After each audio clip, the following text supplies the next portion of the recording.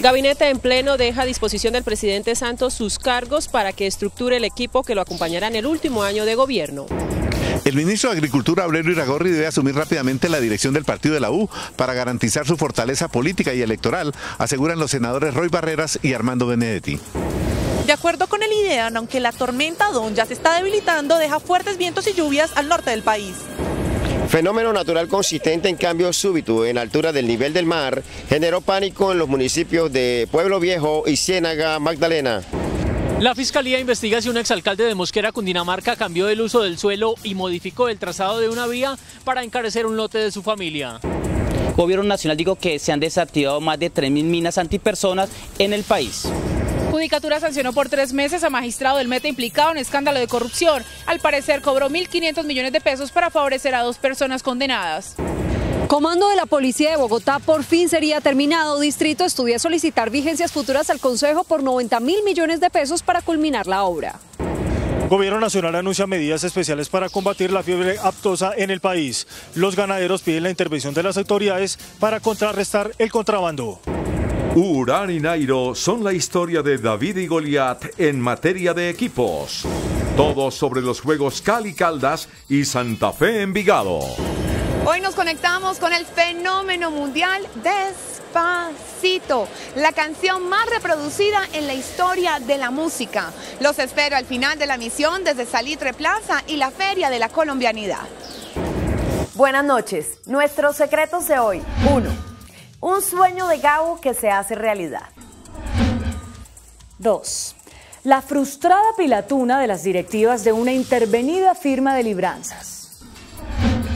3. Petición de la Procuraduría frente a los bienes de las FARC.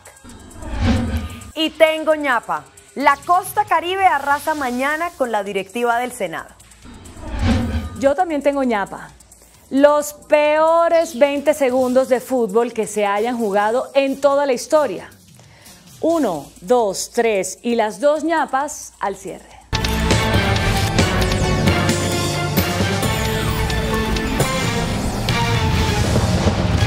Buenas noches. CMI conoció que habrá cambios en por lo menos 5 ministerios tras la renuncia protocolaria que presentó el gabinete en pleno del presidente Juan Manuel Santos. Los cambios se extenderán incluso a las altas consejerías y a varias entidades descentralizadas. Los relevos se darán a pocos días de que se inicie el último año de la administración Santos. Durante el Consejo de Ministros, el gabinete le presentó al presidente Juan Manuel Santos la carta con la renuncia protocolaria, dejando en consideración sus cargos. Entendiendo que en los próximos días inicia el último año de su gobierno y para que quede en libertad de estructurar el equipo que lo acompañe para el cierre del mismo.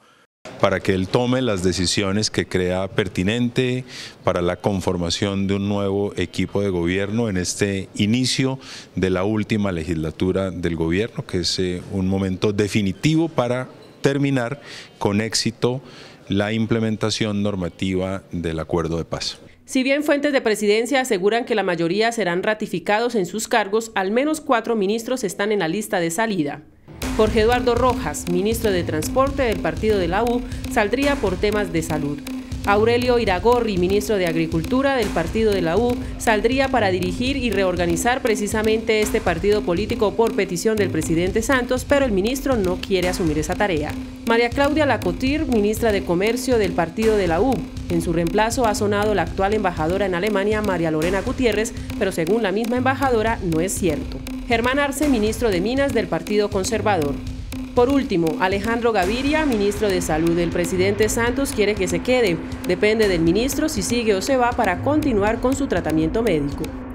El ministro de Agricultura, Aurelio Iragorri, es requerido por el partido de la U para que asuma su jefatura única como garantía de unidad y fortaleza, aseguraron los senadores Roy Barreras y Armando Benedetti, quienes aspiran a que el presidente de la República le acepte la renuncia al funcionario. Para los senadores de la U, Roy Barreras y Armando Benedetti, la jefatura en ese partido del hoy ministro de Agricultura, Aurelio Iragorri, es necesaria y urgente. Yo espero que sí, lo he propuesto hace semanas, tiene la jerarquía, el afecto, el cariño y la experiencia. Y creo que es hora de que venga a prestarle ese servicio a nuestra colectividad, que lo necesita. La unidad del partido será la garantía del triunfo parlamentario en marzo. Yo he buscado que Aurelio Iragorri asuma la presidencia del partido o quien decida finalmente el jefe natural, que es el presidente de la República. ¿Por qué? Porque yo soy senador, voy a aspirar otra vez al Senado, no puedo estar en la presidencia. Me parece lo más loable. Ambos dirigentes de la U esperan que el presidente Santos convenza al ministro Iragorri para que vaya a dirigir su partido. El IDEAM pronostica fuertes vientos y lluvias para los próximos 2 días en la costa atlántica como consecuencia del paso de la tormenta tropical Don. El IDEAM manifestó que la onda tropical Don ha contribuido a las fuertes lluvias registradas en la costa caribe en las últimas horas. Nos ha generado fuertes precipitaciones sobre la región Caribe, especialmente sobre los departamentos de Magdalena, Atlántico y Bolívar. Sin embargo, el sistema que era Don, que también alcanzó a ser tormenta tropical, ya se debilitó y ahorita está ingresando sobre el oriente del Mar Caribe. Se espera que Don continúe su trayectoria al oeste, perdiendo así intensidad en el Mar Caribe colombiano. También incide con lluvias sobre la parte sur de la región Caribe, entonces también es bastante activo lo que es el departamento de Córdoba, el Golfo de Urabá, y lluvias en general en la región Caribe, pues por el ingreso de ondas que les venía comentando, y también precipitaciones importantes sobre el norte de la región andina, especialmente sobre los departamentos de Santander, norte de Santander, noroccidente de Antioquia. De acuerdo con la experta del IDEAM, esta onda tropical provocará aumento en la nubosidad y precipitaciones de diferente intensidad, sobre todo los días jueves y viernes. Las autoridades atribuyeron a una posible onda de tsunami la súbita creciente del nivel del mar que afectó 2 poblaciones del Magdalena. El fenómeno generó pánico entre los habitantes. El fenómeno natural consistente en cambio súbito en la altura del nivel del mar generó pánico en las costas de los municipios de Pueblo Viejo y Ciénaga Magdalena. ¡Corre! Según los pescadores, la ola alcanzó varios metros que inundó las calles de Pueblo Viejo, como se aprecia en el video. El fenómeno pues es una anomalía del nivel del mar, es un cambio súbito en la altura. Es la primera vez que observamos la ocurrencia de este fenómeno. El fenómeno como tal se presentó únicamente en el departamento del Magdalena. De acuerdo al monitoreo que se hace en los otros indicadores de nivel del mar, no hubo tal ocurrencia en el resto del Caribe colombiano. Es horroroso y vea todo lo que inundó el pueblo. Una cosa que en 70 años que tengo nunca se había visto eso aquí. La gente estaba gritando y decían, ay Dios mío, ¿y qué pasa? Más es que eso, la primera que pasó no hizo el daño. El daño lo hizo fue la última vez que pasó. Esa fue que le hizo, la gente se estaba atormentando, hubo gente desmayada, privada, la llevaban para allá por los hospitales. El fenómeno natural del mar no solo afectó varios barrios de la familia de pescadores, también mostró su ímpetu en el kilómetro 19 entre Ciénaga y Barranquilla.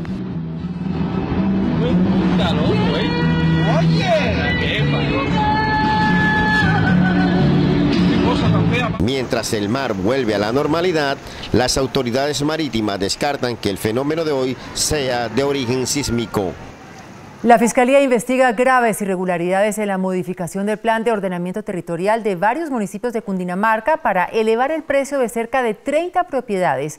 Un exalcalde de Mosquera sería uno de los mayores beneficiados de sus propias decisiones al lograr un incremento de más del 300% en el valor de un lote de su propiedad. La manipulación de los precios del suelo en la sabana se habría dado mediante la compra de terrenos rurales y el pago a alcaldes y concejales para convertirlos en lotes urbanos y tramitar rápidamente licencias de construcción. En el caso de Mosquera, Cundinamarca, Luis Álvaro Rincón, quien fue alcalde entre 2008 y 2011, junto con su familia compró un predio rural por 1.200 millones de pesos y lo pudo vender en 3.800, solo 3 años después. Según la investigación de la Fiscalía, en ese caso no solo cambiaron el uso del suelo, sino que modificaron el trazado de una carretera para que pasara por el lote. La próxima semana la Fiscalía imputará cargos por tráfico de influencias y enriquecimiento ilícito al exalcalde Álvaro Rincón Rojas. También está vinculado a este caso el concejal Víctor Julio Castellanos, este último investigado porque habría recibido dinero para manipular el voto de los 13 concejales a favor del plan de ordenamiento territorial del alcalde. Víctor Julio Castellanos sigue siendo concejal de Mosquera. Esta tarde lo buscamos en el recinto, pero fue el único que no asistió a la sesión. Según la Fiscalía, esta práctica es común en varios municipios de la Sabana que están creciendo desordenadamente. Sin embargo, la investigación más adelantada es la de Mosquera. La Fiscalía investiga 31 casos similares en 8 municipios de la Sabana. El comandante del Ejército General Alberto Mejía reveló que más de 3.000 minas antipersona han sido destruidas por el Ejército en diferentes regiones del país. El gobierno nacional anunció que este año se han desactivado más de 3.000 minas antipersona, especialmente en Arauca, Catatumbo, Chocó, Cauca y Nariño, tras realizar hoy una verificación del proceso de desminado humanitario que se adelanta en la vereda San Miguel, en el municipio de Planadas, Tolima. Según el comandante del ejército, desde el mes de junio se han desactivado 54 artefactos explosivos en esta vereda del sur del Tolima. Este año ya llevamos en esta acción más de 3.000 artefactos destruidos in situ por el ejército. Para la comunidad, este proceso de desminado humanitario que viene adelantando el gobierno nacional es fundamental para el desarrollo de la región. Es muy bueno porque yo tengo mi familia y las amistades y eso es muy bueno que ojalá la zona nos la dejen limpia, que nosotros no tenemos que tener más tarde que lamentar sobre que hayan pisado para la familia de uno, un hijo. Yo lo pienso mucho porque yo que pasé por eso es una cosa muy dura, muy tremenda. En esta verificación de la zona participó la Fundación Warren Buffett, que invirtió 16 billones de dólares para ayudar al gobierno en el proceso desminado en el país. El Consejo Superior de la Judicatura sancionó por 3 meses a uno de los magistrados del Meta implicado en un escándalo de corrupción. Se investiga el presunto cobro de 1.500 millones de pesos para favorecer a 2 condenados. La sanción cobija al magistrado de la Sala Penal del Tribunal Superior del Meta, Alcibiades Vargas Bautista, investigado por presuntos sobornos para favorecer a exmiembros de las autodefensas en procesos judiciales y también por presuntamente intentar favorecer con un fallo judicial a Marbeli Sofía Jiménez, conocida como la viuda del caso Auto Rollins y condenada a 52 años de prisión por el homicidio de su exesposo Óscar Parrado. De otra parte, la Judicatura abrió investigación disciplinaria contra el magistrado del Consejo Seccional del Meta, Cristian Eduardo Pinzón Ortiz, por presunto cobro de dinero para archivar investigaciones a favor de jueces de ejecución de penas, acusaciones que negó el magistrado.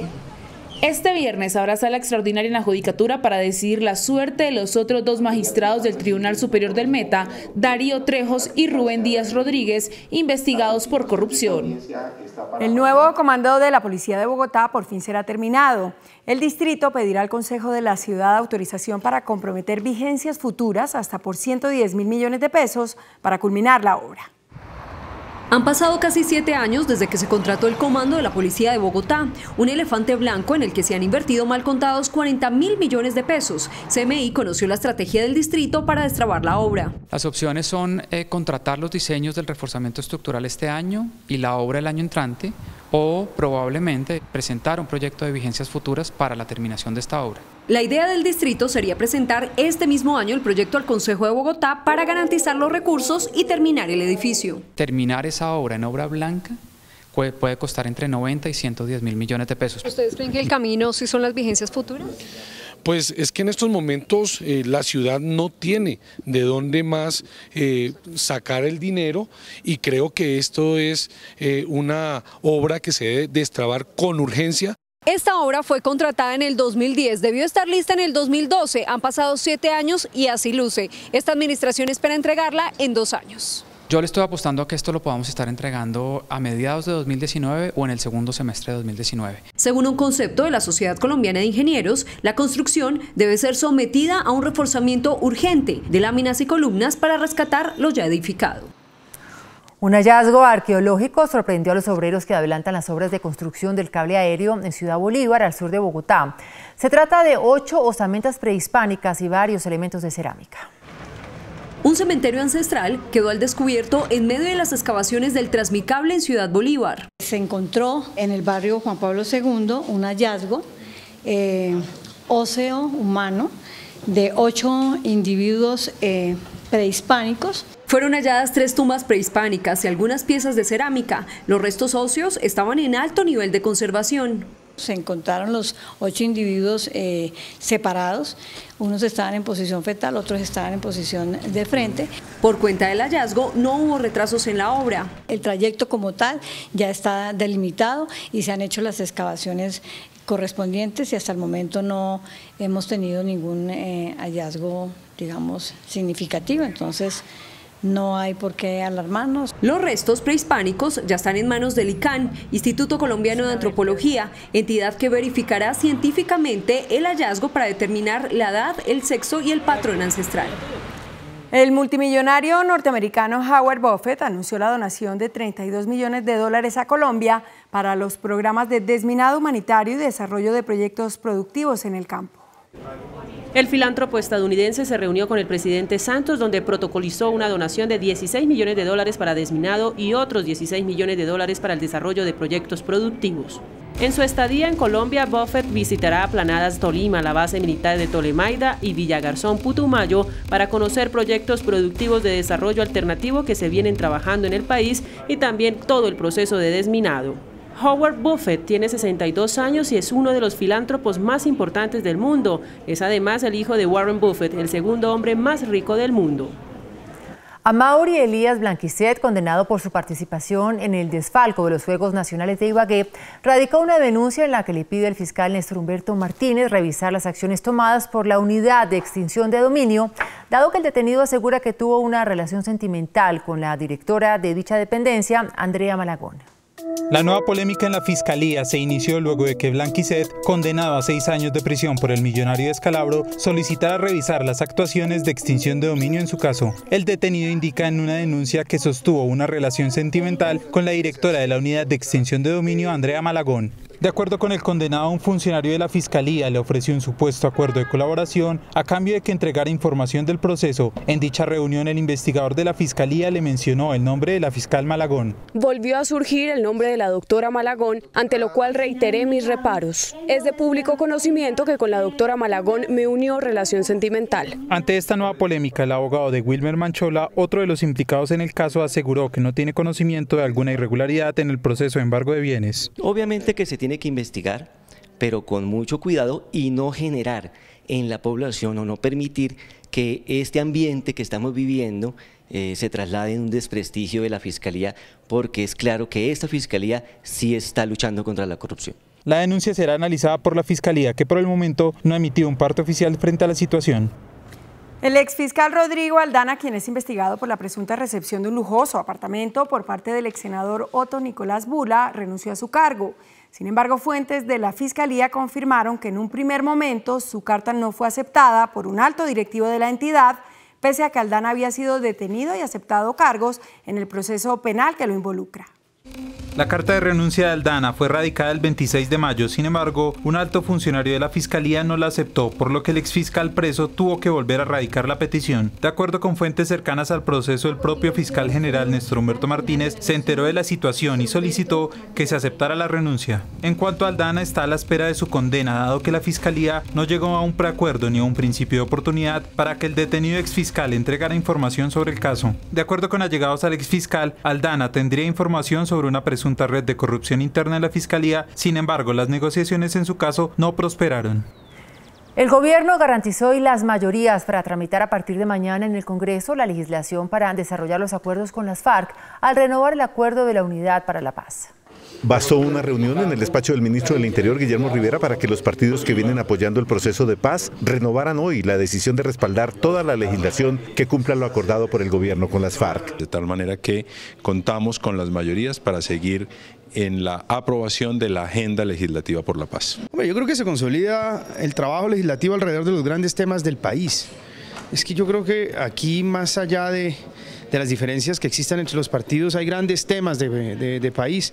Si Colombia tiene oportunidad de salir de todas estas desgracias, de la miseria, de la desigualdad, de los problemas de la salud, de la educación, es porque tengamos paz. El país tiene que estar acostumbrarse o entender que estos son proyectos sensibles para la sociedad que van a tener amplia discusión, pero no se va a perder el norte de cumplir la palabra empeñada y los acuerdos celebrados con la FARC. Otros dirigentes políticos que acudieron a la reunión ratificaron que el Congreso cumplirá los compromisos para consolidar la paz entre los colombianos. El partido de la U irá mañana dividido a la elección de la primera vicepresidencia del Senado. Los dos candidatos al cargo, Eduardo Pulgar y Andrés García, siguieron enfrentados después de una votación virtual que realizaron hoy las directivas de la colectividad. Según un acta que expidió esta noche la directiva de la U en una votación interna vía WhatsApp, el senador Eduardo Pulgar ganó con 12 votos la postulación para la primera vicepresidencia del Senado. Se hizo un acta donde participamos 12 senadores, 12 congresistas, y el resultado final fue el apoyo como candidato oficial del partido de la U para la primera vicepresidencia en cabeza de Eduardo Pulgar, y ya se habló con todos los voceros de los partidos y con el gobierno nacional para que continúe el proceso de la unidad nacional como hasta ahora ha sido. pero el derrotado Andrés García no reconoce el resultado, porque en su concepto se violaron sus garantías. Mañana la plenaria de Senado definirá quién será el próximo primer vicepresidente de Senado, porque no hubo acuerdo al interior de la bancada del partido de la U. Una convocatoria para una votación desde las 10 de la mañana hasta la 1:30 de la tarde sin prórrogas.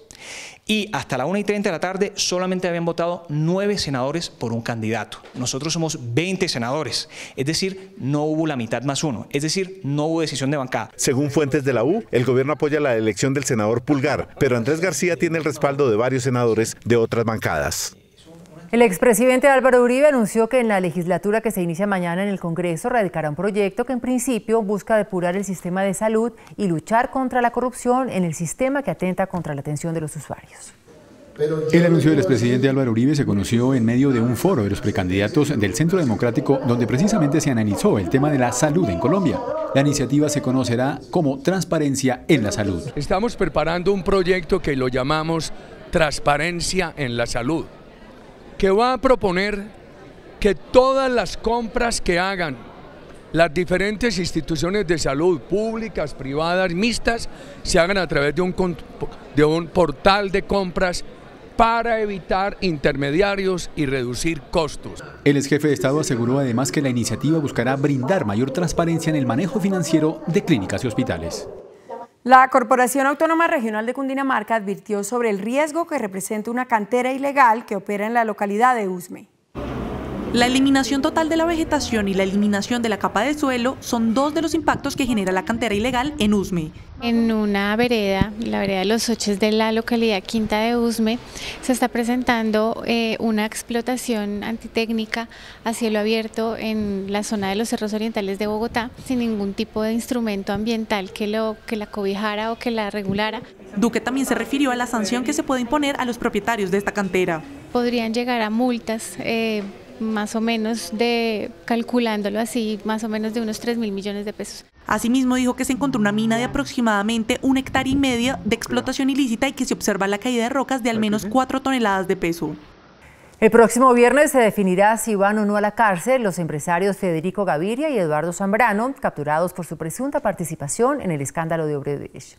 A puerta cerrada ante el Juzgado 23 de Garantías de Bogotá, la Fiscalía le imputó los delitos de concierto para delinquir, cohecho, lavado de activos, tráfico de influencias y enriquecimiento ilícito a los empresarios Eduardo Zambrano y Federico Gaviria, capturados por el escándalo de Odebrecht. Ninguno de los dos quiso hablar con la prensa.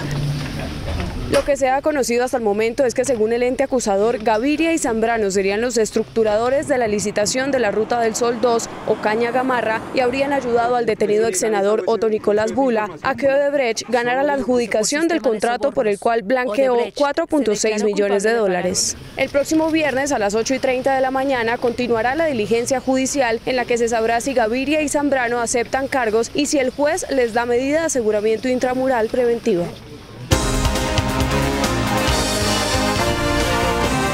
El ministro de Agricultura, Aurelio Iragorri, anunció medidas especiales para combatir los focos de aftosa en el país. Los ganaderos piden intervención de las autoridades para contrarrestar el contrabando. La advertencia fue hecha por el jefe de la cartera agropecuaria al manifestar que todo vehículo que se decomise con ganados de contrabando o sin contar con los registros sanitarios será sacrificado. De esta manera se busca cerrar los cercos al contrabando y una propagación del virus de la aftosa a otras regiones del país. Y una decisión como parte de la emergencia sanitaria es que cualquier animal que vaya en un camión que venga de Venezuela o que no tenga guía de movilización, aunque sea nacional, será sacrificado en el mismo momento de la aprehensión. El funcionario afirmó que pese a los focos presentados, el virus está controlado. Sin embargo, al ratificarse que proviene de Venezuela, se intensifican las medidas sanitarias. Corresponde a un virus generado en Venezuela. Primer punto. Esto es muy importante porque es la confirmación científica de lo que habíamos dicho con respecto a el ciclo de vacunación. Los ganaderos piden más recursos para el ICA a fin de aumentar su personal para controlar los registros de vacunación de los predios. Es que con la inyección de nuevos recursos, el ICA se ponga a top para que nos pueda ayudar y más para controlar estos flagelos que es uno más que nos ha atacado, como es la fiebre aftosa en el territorio nacional. A la fecha se han sacrificado más de 200 cabezas de ganado. El presidente de la Cámara de Confecciones, Edwin Salazar, reportó que el sector ha dejado de percibir $1 billón en ventas por cuenta de la desaceleración de la economía y la actual política arancelaria. En un nuevo choque del sector textilero cuestionó las medidas del gobierno en materia arancelaria al señalar que ha significado una caída de las ventas del 14% que representa $1 billón, además de la pérdida de 50.000 puestos de trabajo. Entre 50 y 60.000 puestos de trabajo estamos hablando que se están perdiendo en este momento en Colombia en lo corrido del año 2017. El sector insiste en volver al arancel mixto para mantener competitividad en el mercado. Absolutamente se puede volver al arancel mixto y la propuesta nuestra es que se vuelva a reactivar nuevamente. No es viable que Colombia vuelva a un proceso de tener una norma que ha sido fallada como de incumplimiento. El gobierno sostiene que se ha puesto las herramientas para reactivar al sector a través de las líneas de crédito y facilidad en materia de comercio exterior. Es a mirar cómo cada semana, cada mes, estamos mirando las variables para dar herramientas que le permitan a ellos mejorar su producción y mejorar sus ventas. Frente al contrabando se reporta un incremento de las aprehensiones de un 21%. El ministro de Tecnologías de la Información y las Comunicaciones, David Luna, aseguró que el país avanza en un 50% en la sistematización de las entidades del Estado, con el fin de reducir los trámites utilizando papel. En un 50% avanza la política de sistematización de las entidades del Estado, la cual busca reducir los trámites a través de papel e implementar procesos en línea. De 2.488 trámites, ya 1.238 están digitalizados en entidades como la DIAN, la Registraduría, el sector salud, entre otros. La mitad de los trámites en Colombia tienen un proceso de digitalización avanzado. Ahora estamos trabajando muy duramente para lograr que hayan otros. Por ejemplo, prontamente la libreta militar. Uno de los sectores donde se trabajará en ese tema es la rama judicial, donde los procesos le cuestan al país más de 20.000 millones de pesos por trámites de correspondencia y expedientes. Eso es citaciones, notificaciones, envío de correspondencia. Ahí tenemos que hacer esfuerzos conjuntos para disminuir, obviamente, ese recurso, ¿cómo? Digitalizando esos trámites. La meta es llegar a un 100% en sistematización en 2019. La industria aseguradora reveló que en el último año logró evitar fraudes con el seguro obligatorio de accidentes de tránsito que suman 90.000 millones de pesos. En 2016, las aseguradoras pagaron 1.8 billones en indemnizaciones por siniestros en vehículos y objetaron el 4.8% de las reclamaciones registradas. El 87% de las reclamaciones, el año pasado en 2016 fueron 650.000 reclamaciones, involucran una moto, en donde realmente muchos de esos casos puede que sí haya sido un accidente verdadero, algunos pueden ser fabricados o también en algunos casos las instituciones médicas lo que terminan haciendo es incluyendo elementos dentro de las reclamaciones que no tienen ningún tipo de correlación con el accidente de tránsito. El presidente de Fasecolda se refirió al impacto que genera el fraude al SOAT. Quienes defraudan el SOAT defraudan la seguridad social y generan un riesgo sobre la sostenibilidad de un seguro tan importante para la sociedad. La industria pide darle celeridad al marco regulatorio. El índice de capitalización de la bolsa, que mide el comportamiento de las 20 principales acciones, cerró a la baja. El índice de capitalización de la Bolsa de Valores de Colombia bajó 0,76% a 1.468 puntos. La acción que más subió fue la del Banco de Bogotá, con una valorización de 2,38% a 66.200 pesos. La acción de Bancolombia fue la que más cayó, con una pérdida de 3,06% a 31.020 pesos. La acción del Fondo Horizons Colombia fue la más transada de la jornada, al movilizar más de 17.000 millones de pesos. El precio del dólar reportó una ligera baja. Indicadores económicos del día en CMI. La tasa representativa del mercado, que regirá hasta el próximo viernes, será de 3.010 pesos. Los profesionales de cambio compran la divisa en promedio en 2.760 pesos y la venden en 2.800 pesos. Un euro cuesta 3.472 pesos con 80 centavos. La libra de café en Nueva York se cotizó a $1 con 35 centavos. El azúcar se transó en 14,53 centavos de dólar la libra. El barril de petróleo WTI se cotizó en $47 con 29 centavos. Una acción de Ecopetrol cuesta 1.390 pesos. No a Sorry de Justin Bieber y a la Macarena. Despacito es oficialmente la canción más popular en la historia de la música. Hoy nos conectamos a través de este fenómeno mundial que bate todos los récords. Los espero desde Salitre Plaza y la Feria de la Colombianidad.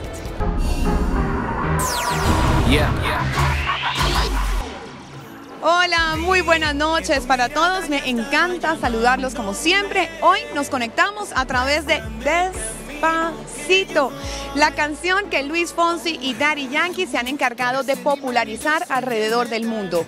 Hoy su casa disquera Universal ha informado que ha batido todos los récords posibles, incluido el de mayor número de reproducciones en la historia en las plataformas de streaming digital. Una canción que además es interpretada en 20 idiomas. Esto ha logrado Despacito. Despacito, quiero respirar tu fuego despacito. Deja que te diga cosas al oído, para que te acuerdes si no estás conmigo. ¿Y quién no ha cantado o bailado por un segundo Despacito? Pues este hit de Luis Fonsi y Daddy Yankee ya es la canción más reproducida de la historia de las plataformas de streaming, o sea, aplicaciones para descargar música por internet. El tema original y la versión del remix con Justin Bieber, quien canta por primera vez en español, superan en conjunto los 4.600 millones de reproducciones.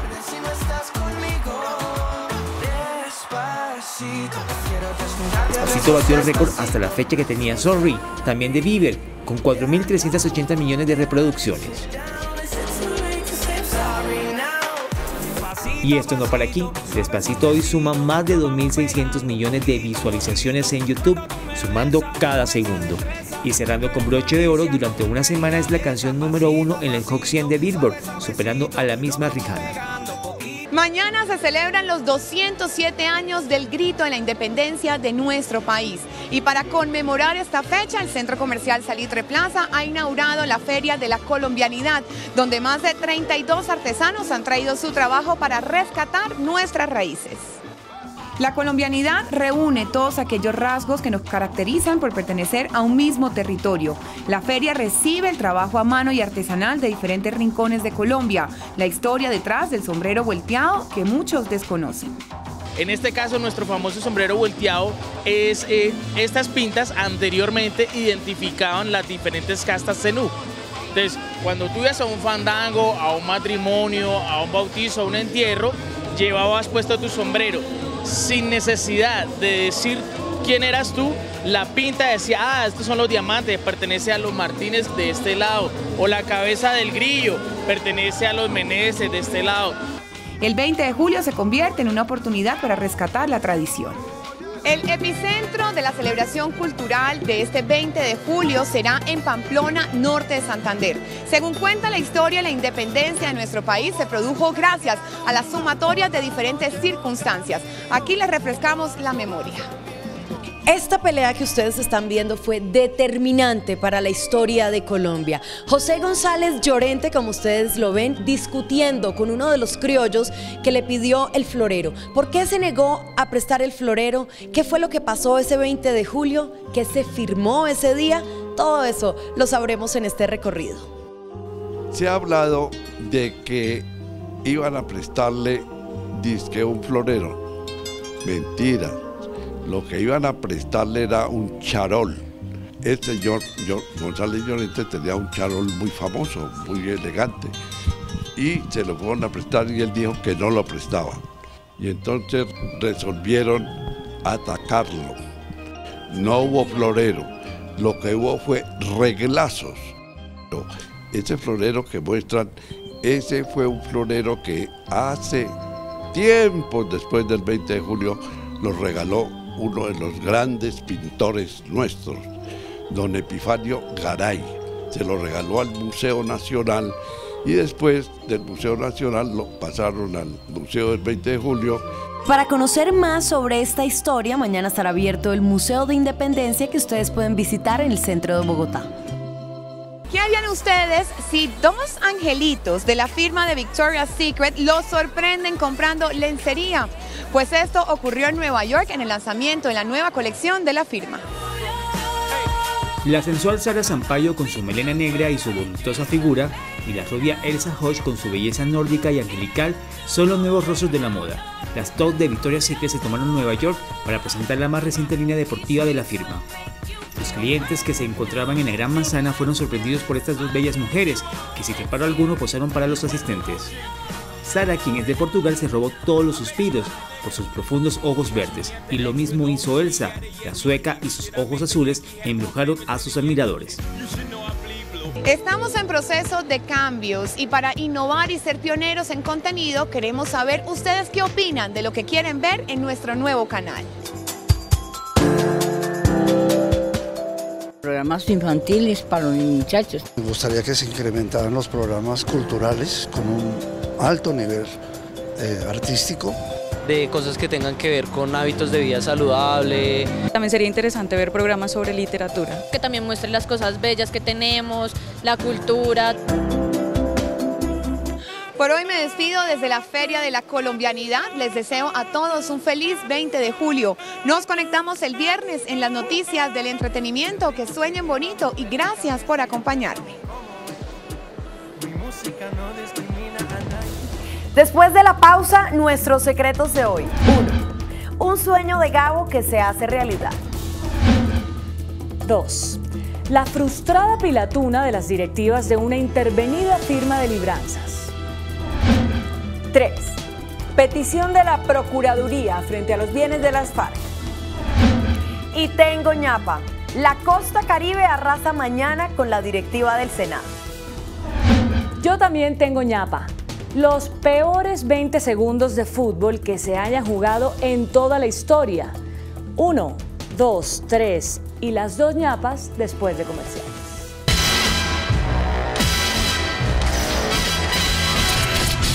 Nuestros secretos de hoy. 1. Desde su llegada a México a inicios de la década de los años 60, nuestro Nobel de Literatura Gabriel García Márquez buscó por todos los medios un lugar especial para divulgar y promover la cultura de nuestro país en el Distrito Federal. Pasaron casi 50 años y por fin el sueño de Gabo es realidad. Mañana, coincidiendo con la celebración del Día de nuestra Independencia, la embajadora de Colombia en México, Patricia Cárdenas, inaugurará la Casa de Colombia en México. Aquí se promoverán el turismo, la inversión y la cultura de Colombia.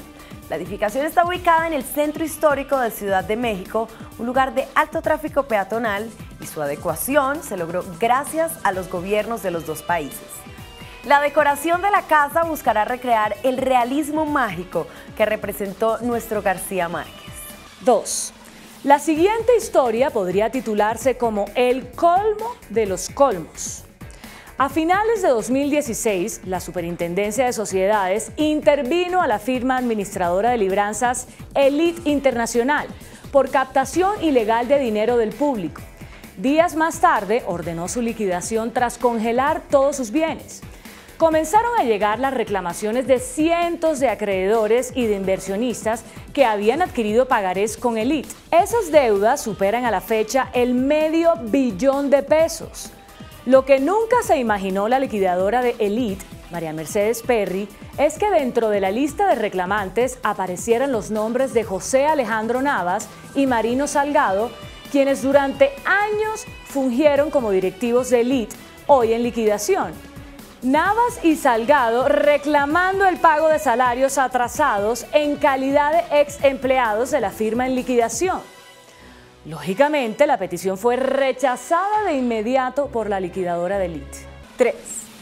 La Procuraduría le solicitó a la Corte Constitucional dar vía libre al decreto que permite la elaboración de un inventario definitivo de los bienes de las FARC para que sean destinados a las víctimas del conflicto.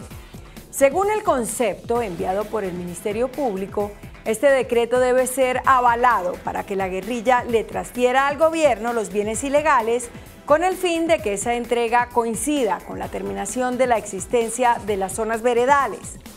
No obstante, la Procuraduría hace una advertencia a la guerrilla y dice que en caso de que no reporten los bienes obtenidos en forma ilícita, se iniciarán los procesos de extinción de dominio. En el concepto que está en poder de la Corte Constitucional, la Procuraduría pide además que los menores que salgan de las filas de la guerrilla también sean tenidos en cuenta como víctimas y reciban su respectiva reparación. Y tengo ñapa. Mañana se inicia una nueva legislatura.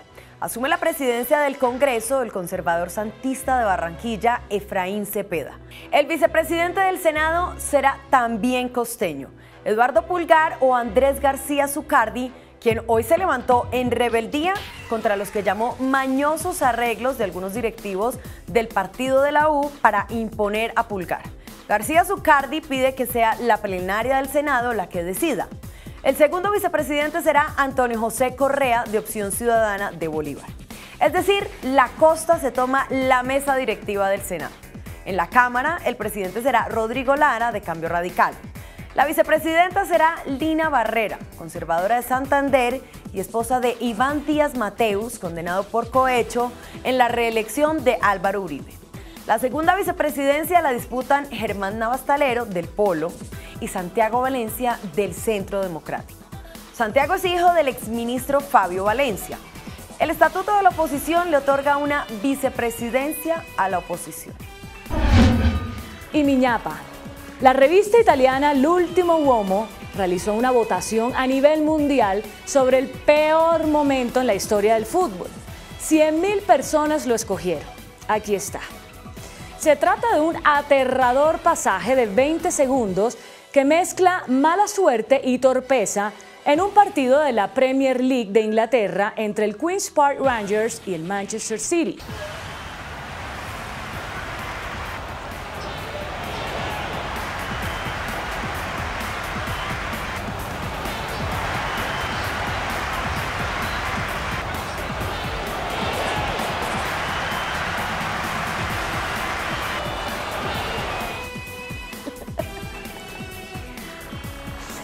Eso ni mi Santa Fe con Estracualursi, que ha hecho un gol y ha votado 25. Hasta el viernes, que descansen.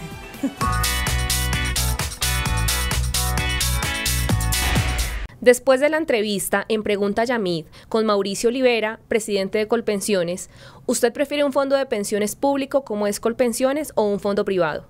Colpensiones, 87%. Fondo privado, 13%.